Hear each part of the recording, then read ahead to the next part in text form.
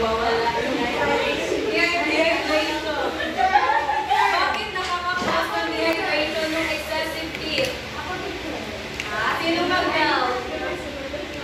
Call a friend. Wala kang ay daw. Anong reason? Bakit kaya? Kasi teacher, pag mainit po masyado po, wala pong possibility na magulat. Tapos yung mga living things po is necessary po sa kanila na magkaroon ng water. Wala kayo. Okay, very good. My point na. So, nakakagos ng dehydration and excessive heat. Kasi, di ba, have you ever tried to observe yourself? Di ba, kapag you are exposed to sun for a very long time, di ba, nagpapawis kayo? Yes, teacher! At kapag nagpapawis kayo, di ba, nakakaramdam kayo ng uhaw? Yes, teacher! It's because the sun uses the water in your body that can lead to dehydration. Ano naman ang gagawin natin para maiwasan ang dehydration?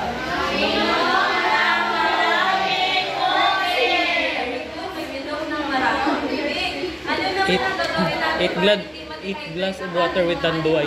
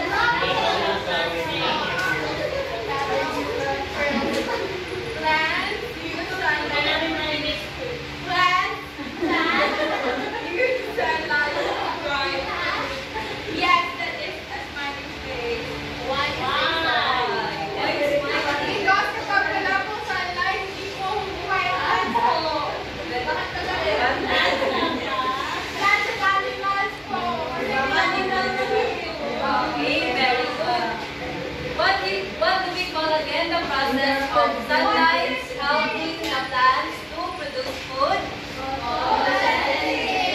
Photosynthesis. Ano nga ulit ang process na tinatawag natin ngayon? Photosynthesis.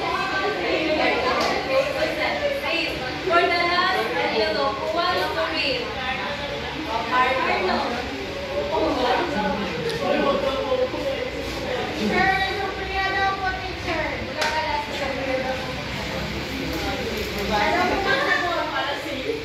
The sun helps humans and animals produce vitamin D, essential for growing up. The sun helps humans and animals produce vitamin D, essential for growing up. Sophia. Ano daw?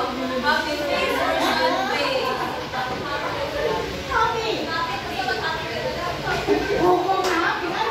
Can you show us your happy face? Show us your happy face. Hindi ba may happy face as well?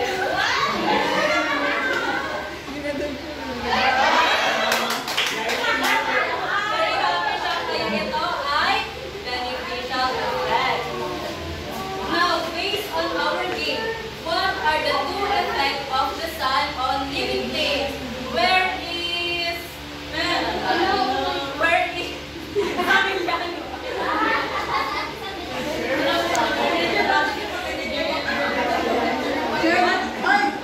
are the two effects of the sun on living things? Based on our game.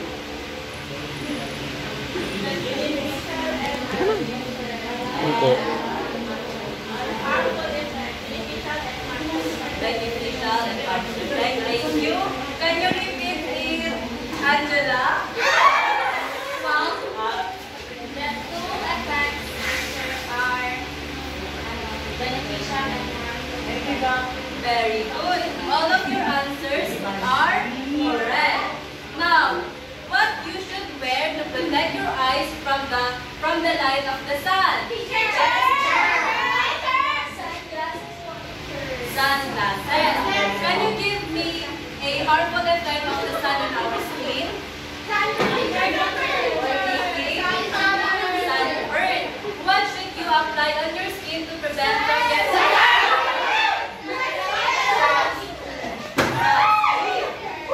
and ano naman ang inyong gagawin para maiwasan ninyo ang dehydration? Drink 8 to 10 glasses of water with Mag-inom ka ng Pepsi. Tama ba yun?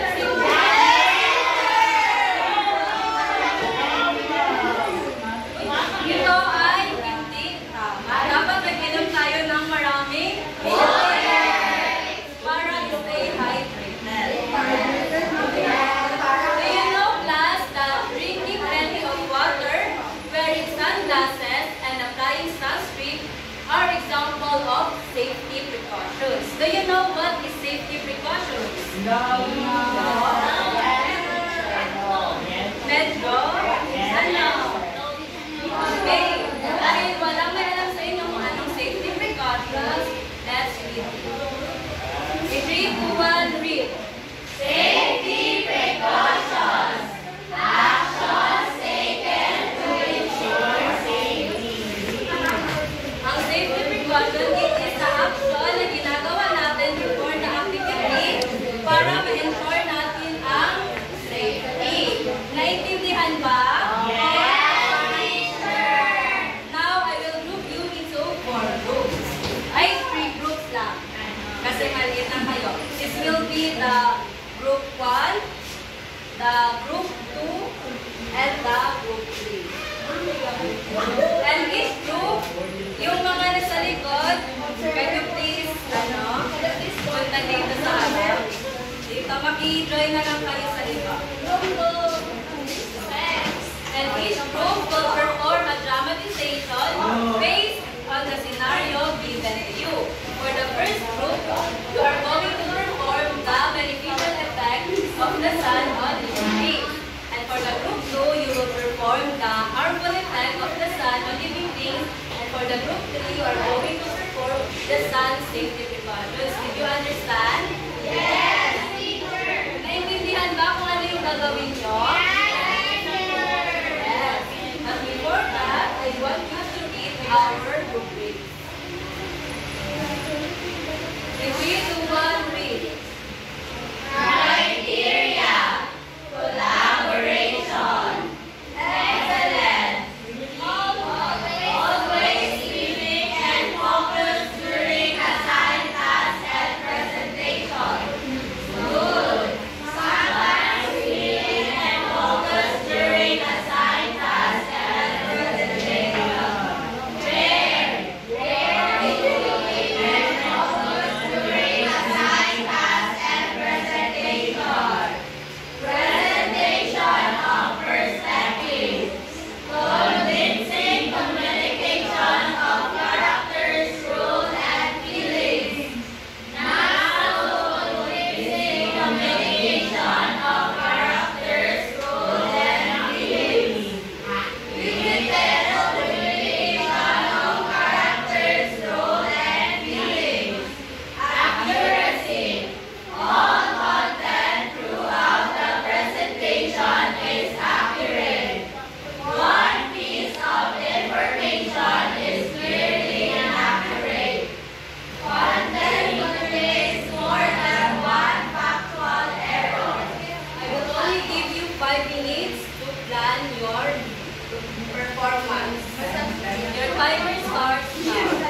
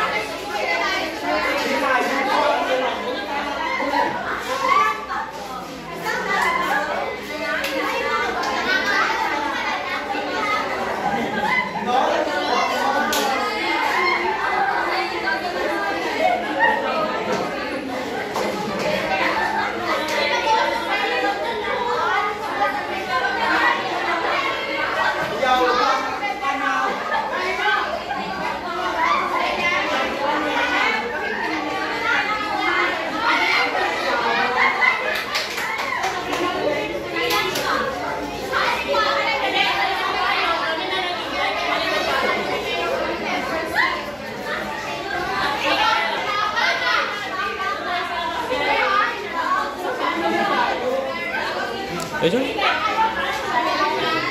Bag mo tanggalan. Tanggalang bag.